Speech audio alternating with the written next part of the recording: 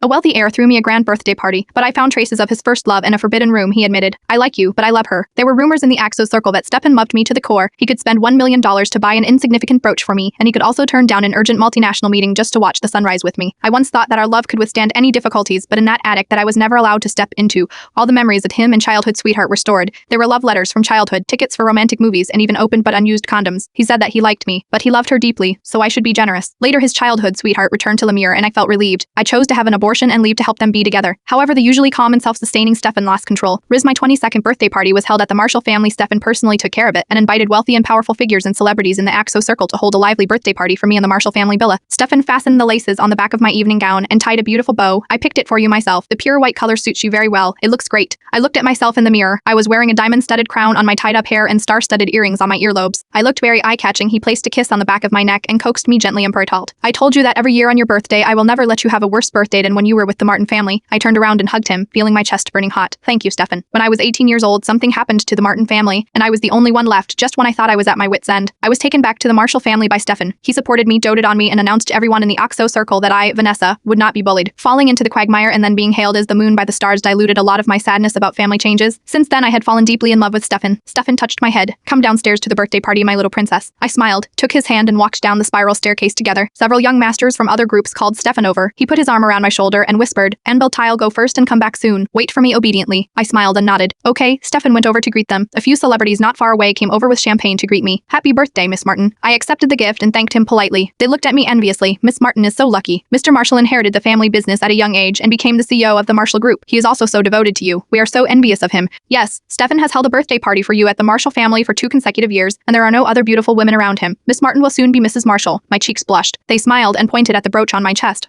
"Is this the full diamond brooch that Mr. Marshall flew over to buy for $4 million at the last Lincoln auction?" "Oh my God, $4 million.